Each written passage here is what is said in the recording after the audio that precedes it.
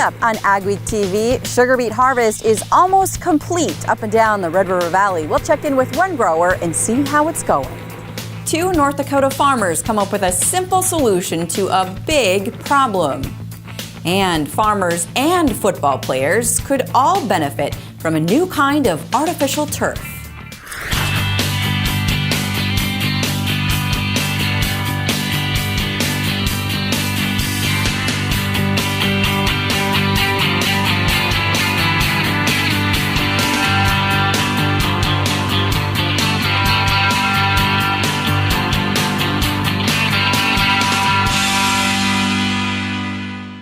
Welcome to AgweekTV. I'm Shauna Olson. Sugar beet harvest is coming to an end soon in the Red River Valley. We caught up with one grower near Craigness, Minnesota, as he dug some of the last of his beets. It probably is going to be the best beet crop I've ever had. Neil Rockstead is a fourth-generation farmer. He farms near Ada, Minnesota. And as he rolls through this beet field near Craigness, Minnesota, he's seeing a lot of sweetness. The percentage of sugar is going to be down lower than what we'd like to see it, but the tons are up significantly, so we'll end up with a pretty good crop. Others in the Moorhead District with American Crystal Sugar Company are experiencing much of the same. The company is saying that in this area, in the Moorhead District, we're probably experiencing mid-30 tons, and some are certainly going to be higher than that. So that's really, 4 years ago, that would have been unheard of.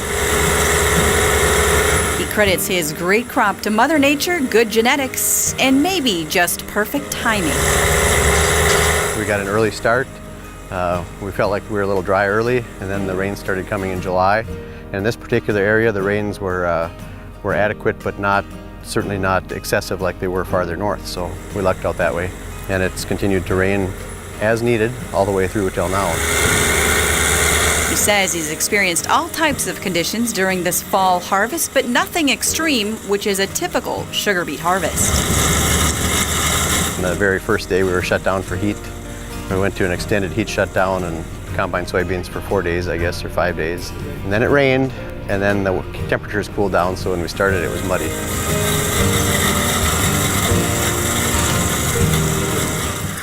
Unfortunately, the Northern Valley has been experiencing harvest trouble due to wet conditions and a loss in quality due to too much moisture. Harvest in the Drayton area is expected to last about another week. A handful of wheat and barley acres will go unharvested in parts of Cavalier and Pembina counties due to the wet season. The county agent says it's only a few fields. It's too wet to get a combine in them. Cavalier County is 10 inches above normal precipitation for the season. Mud has been a real problem for growers.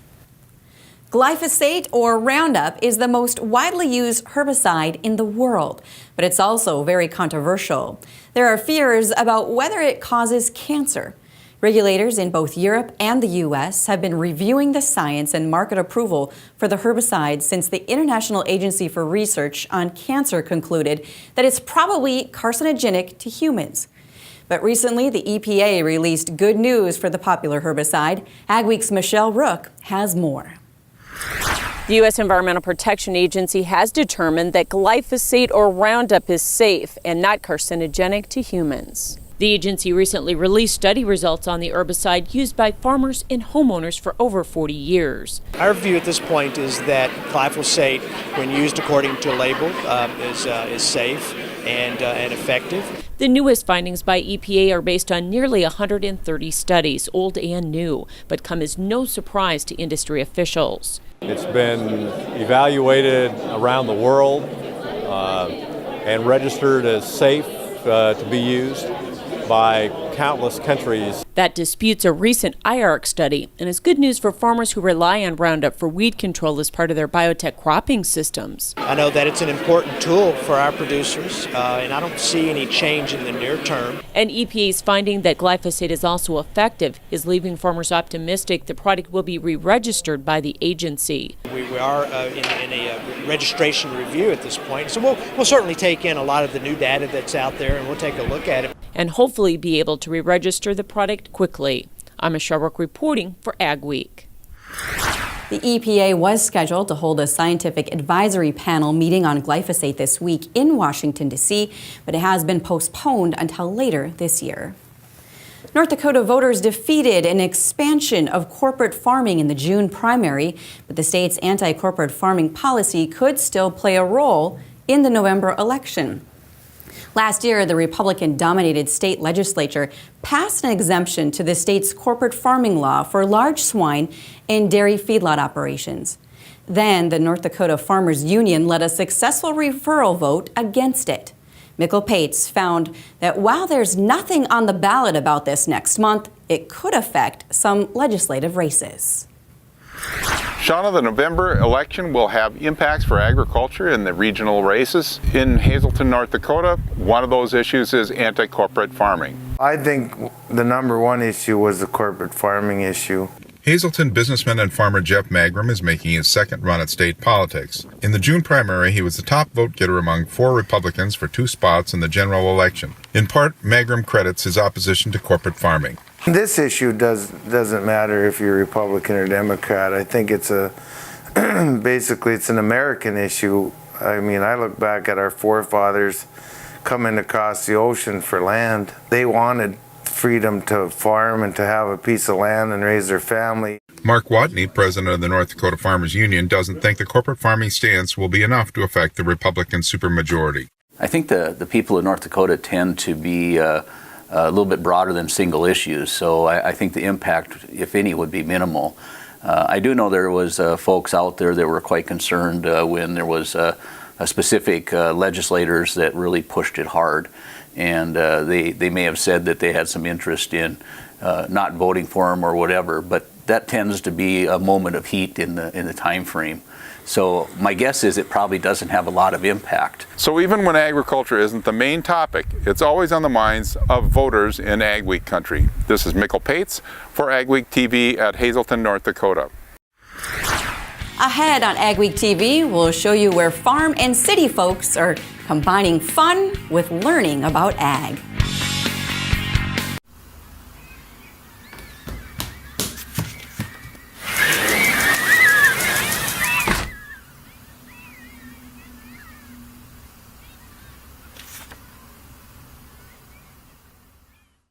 My name is Joel Kaler, owner-operator of Kaler Farms in Lidgerwood, North Dakota. We make a patented product called a cornstalk guide. Helps guide corn stalks into the grabs in the chains a lot smoother without losing corn. The corn stalk, when it comes off of our product, it's already on the gathering chain instead of being able to hit that idler. Our product will keep all the wear off the snout and get it to come into the head smoother without bouncing. The American farmer. You nurture the land, the livestock, and the future of agriculture. Nationwide and your local On Your Side Farm certified agent stand with you to help protect your farm and ranch operations. We're in this together. I've been working with farmers and ranchers for over 30 years, and I understand the demands and risks they face. It's important for me to build a personal relationship with each and every customer. It's what I do. I'm Ray Trudeau, an elite farm certified agent, and I'm on your side. Make the ultimate upgrade this harvest with Goodyear LSW tires. LSW improves your footprint by up to 37% and gives you the ability to carry larger loads at lower inflation pressures, reducing soil compaction for a better yield next season. LSW tires are proven to reduce road load, making sure you can run at full speed from field to field, expediting your harvest.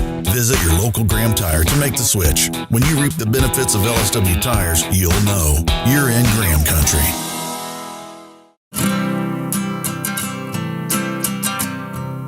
Every day across America, excess food is gathered by a network of good people at local food banks, giving hope to millions of children who struggle with hunger. They've earned their wings, and you can too. Together, we can solve child hunger. Support Feeding America and your local food bank at feedingamerica.org.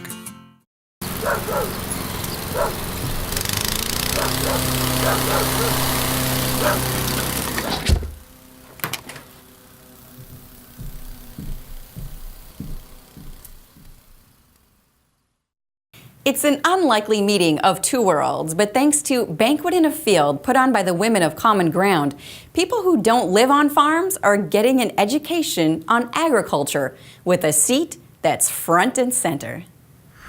So this will turn the header on. That's called the header. It takes 12 rows, 22 inches apart. So I'm going to get it started here. Just like that, right down there. Look at that. We're delighted to have guests come out and ride along on a beautiful day and see what happens at harvest time. Dane Larson has been involved in farming his entire life. And those corn ears roll around in there. Get the kernels off, huh? Yep. And Rick Stern has been in the clothing business his entire life. Okay, Rick, come on in. Okay. On this day, the two worlds meet in a field at harvest time in a combine, which has become a makeshift classroom. Dane is a great teacher. Dane taking off his corn crop. This year we really got great emergence. And Rick getting a bird's eye view. I had never seen combining corn close up so you could, from the cab, so you could see the corn cobs go in there. Dane educates Stern on harvest and how the combine operates. And what this does is pulls in the plant, and it strips the ear off of it. Wow. Something someone from the city never gets a chance to see in person. This is the elevator that takes the corn up into the hopper. All this is part of a mission by Julie Peterson with Peterson Farm Seed. When you think about a combine and you think about a buddy seat, what natural place is there for teaching somebody about farming? Does this pick up 95% of the corn? 99.99. Very little header loss.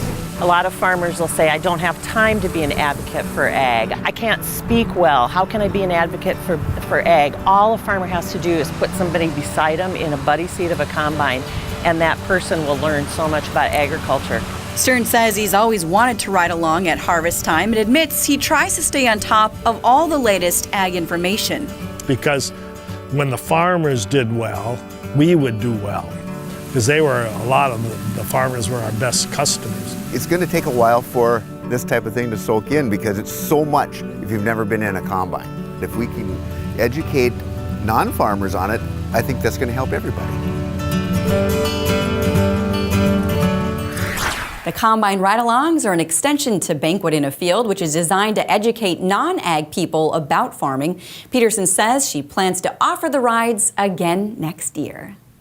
Up next on AgweekTV, your harvest weather outlook for the week, and later, if you've had a rainy harvest, two North Dakota farmers have invented something that could save you time and money. We taught them how to hit a baseball,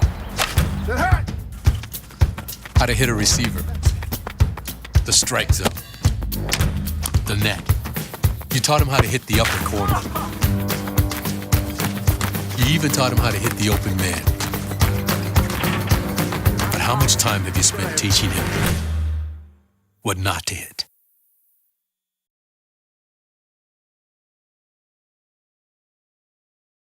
My name's Joel Kaler, owner-operator of Kaler Farms in Lidgerwood, North Dakota. We make a patented product called a cornstalk guide. Helps guide corn stalks into the grabs in the chains a lot smoother without losing corn. The corn stalk, when it comes off of our product, it's already on the gathering chain instead of being able to hit that idler. Our product will keep all the wear off the snout and get it to come into the head smoother without bouncing. Commitment. You need it to succeed on the farm. It's total dedication to the land, family, and community. It's more than a way to make a living. It's a way of life. You've had it since the first time you ran your hands through the soil, helped bale hay, or rode along in the combine. Your commitment. It's as strong as your family's trust, as honest as each long day you put in, and as pure as the opportunity that comes with every tomorrow. It's how we build our bins. With proven design, superior structural integrity, a lifetime warranty, and a promise to stand with you, no matter what storms come your way. The harvest will always be protected, so you can sell when it's right for you, your family, and your farm. Commitment. It's why we can say, There's nothing standard about superior. Where do you go for the latest news in agriculture? Agweek magazine. Reaching over 30,000 farmers and ranchers in North Dakota, Minnesota, South Dakota, and Montana. Agweek provides the most up-to-date information on the markets, the trends, and the people who make it all happen. We're your source for news, not fluff. Dependable, trusted, Agweek. Subscribe today by calling 1-800-811-2580. AgweekTV weather is brought to you by Kaler Farms. As the calendar approaches the month of November, we finish off the October. We'll check sort of the state of things around the world and specifically across the United States. Heavy rainfall last week throughout the Pacific Northwest. Didn't do much for agriculture at all, really, with most areas out there basically a forest. However, it did have an effect on weather across the United States. There was generally less rainfall because it was really mostly concentrated in the Pacific Northwest. And that pattern has set up a fairly mild temperature regime across the Great Plains, upper Midwest, and that continues as we go into the weather this week. Another thing that happened this past week is that the Climate Prediction Center has put out a La Nina watch. For a while there this fall, it was looking like La Nina conditions were not developing. Maybe the winter would go El Nino, La Nina neutral, but it now is beginning to look like at least a weak La Nina, potentially a strong one. What does that mean? Well, all that cold water from the upwelling across the tropical regions of the Pacific will have an impact on the jet stream. And whereas we've seen the jet deliver a lot of mild weather to the country, the La Nina pattern tends to favor ridging out west and a dump of cold air from time to time, not continuously, but this definitely raises the odds for a little colder winter into the northern plains, upper Midwest, at least near average and potentially below average temperatures for the winter season. Something to keep in mind because right now the overall pattern is looking very mild. That's because of this ridging at the upper level. The jet stream is favoring warm temperatures right now, but when the La Nina pattern begins to kick in, which will likely take place during November, I think we'll see a flip-flop here and the jet stream will start coming more out of the north. So enjoy this pattern for the time being. It's allowing a lot of mild weather in the southern states. That may linger. Texas across to Florida will likely have a milder than average winter, but up here in the northern plains things will be turning. But this week we'll have plenty of mild temperatures around as the main branch of the jet stream staying pretty far south this week, probably into the last week of October as well. In terms of precipitation and temperatures, the next couple of weeks generally much above average over the Corn Belt and northern plains. That doesn't mean we're going to be seeing records. It just means we're not going to be seeing any Arctic air for the next 2 weeks or so. It will be fairly wet at times. Pacific Northwest still wet. Rocky Mountain snows. Dry weather throughout the southeast. Much of the Corn Belt looks rainy. Northern Plains not necessarily rainy, but not exactly dry either. The second week of the forecast period is looking a little drier, although there will be some wet weather in the middle, right along the west coast. The Rockies are looking dry next week. Rain in the southern plains up through the northern plains, and elsewhere things are looking relatively dry in the east. So what we're seeing, still rainy in the Midwest, central weather warmer, but winter will arrive.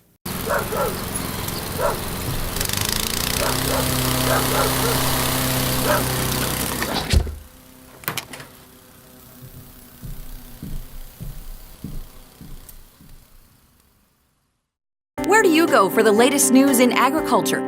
Agweek magazine. Reaching over 30,000 farmers and ranchers in North Dakota, Minnesota, South Dakota, and Montana. Agweek provides the most up-to-date information on the markets, the trends, and the people who make it all happen. We're your source for news, not fluff. Dependable, trusted, Agweek. Subscribe today by calling 1-800-811-2580. The American Farmer.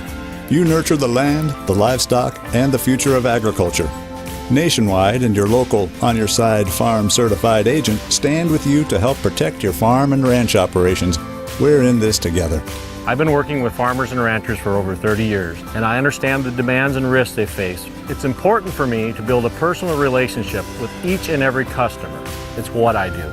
I'm Ray Trudeau, an elite farm certified agent, and I'm on your side. Make the ultimate upgrade this harvest with Goodyear LSW tires. LSW improves your footprint by up to 37% and gives you the ability to carry larger loads at lower inflation pressures, reducing soil compaction for a better yield next season. LSW tires are proven to reduce road load, making sure you can run at full speed from field to field, expediting your harvest. Visit your local Graham Tire to make the switch. When you reap the benefits of LSW tires, you'll know you're in Graham country. My name's Joel Kaler, owner-operator of Kaler Farms in Lidgerwood, North Dakota. We make a patented product called a cornstalk guide. Helps guide corn stalks into the grabs and the chains a lot smoother without losing corn. The corn stalk, when it comes off of our product, it's already on the gathering chain instead of being able to hit that idler. Our product will keep all the wear off the snout and get it to come into the head smoother without bouncing.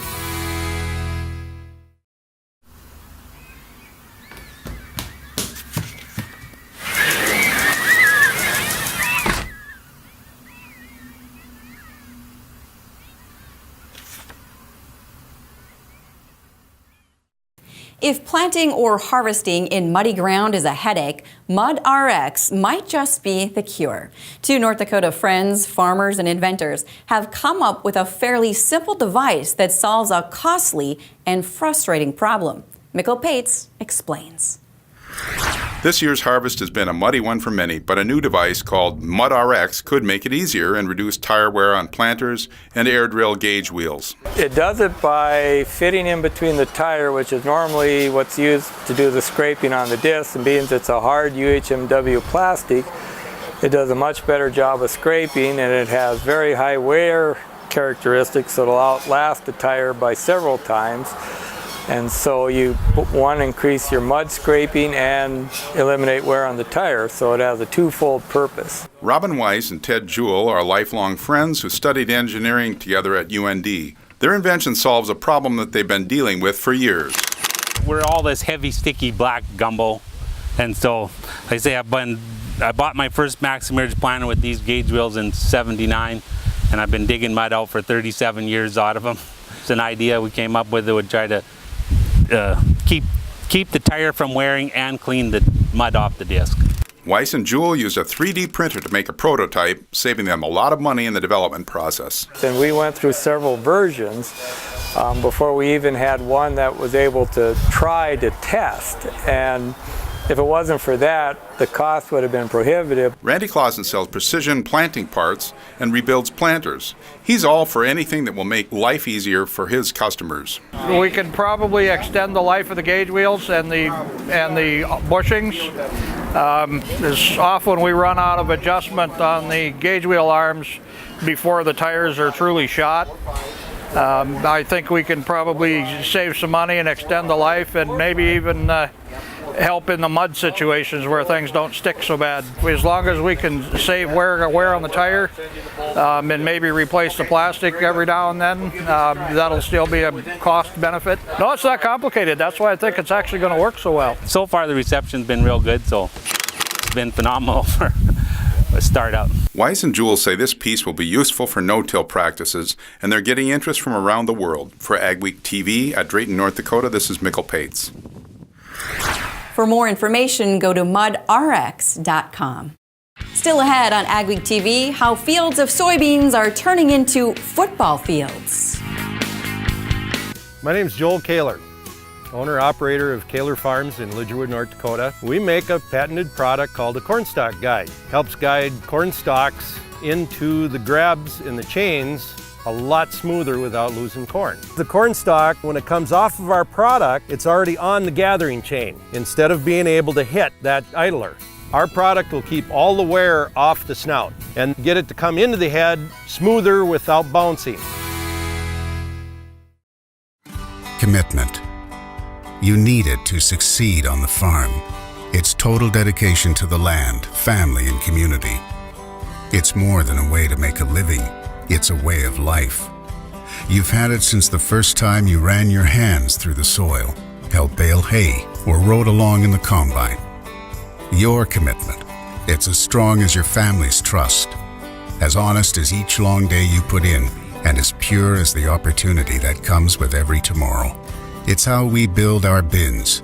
With proven design, superior structural integrity, a lifetime warranty, and a promise to stand with you, no matter what storms come your way. The harvest will always be protected, so you can sell when it's right for you, your family, and your farm. Commitment. It's why we can say, there's nothing standard about superior.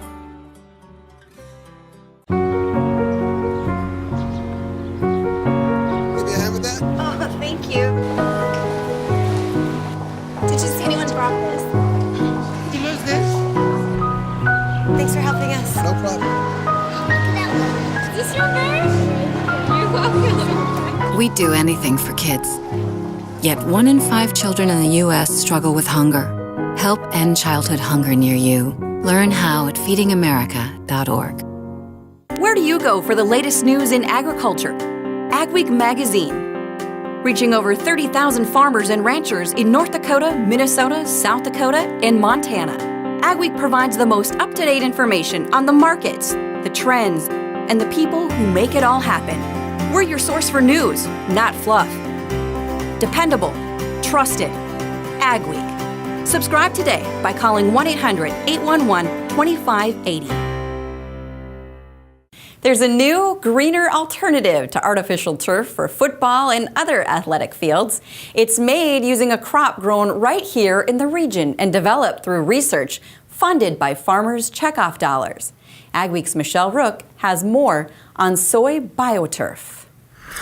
I'm here at the new SDSU Dana Dykhouse football stadium, where South Dakota soybean farmers have a tie to the artificial turf that's being used here on the field. The backing on the AstroTurf on the playing field is soybean-based instead of the traditional petroleum-based product. The soy oil was processed into the manufacture of the carpet backing here on this playing field. The product, known as BioTurf, has several benefits, including a field that's better for the environment. Yes, it's a green product and very environmentally friendly. And BioTurf has great market potential for soybean farmers beyond SDSU. It's a fairly significant market because a number of the professional football teams have this on their fields. A number of the colleges also utilize it. So the farmer investment in the research that developed BioTurf will add value to the soybean crop. We certainly think that it does because you're increasing utilization. Certainly it's not big in comparison to cooking oil or something like that, but it is certainly a market for our product. In Brookings, I'm Michelle Rook reporting for AgWeek. Some of the initial research to develop the bioturf was done at the soybean processing plant in Volga, South Dakota. This week's photo of the week comes from Brandon Benson of Kennedy, Minnesota, out early harvesting beets. He says you can't beat the sunrise. Thanks for the nice shot, Brandon. If you want to see your ag photo on AgweekTV, email it with a description to photos@agweek.com. Thanks for watching this week's edition of AgweekTV. We appreciate having you along. Remember, for all your ag news, go to agweek.com. We'll be back next week.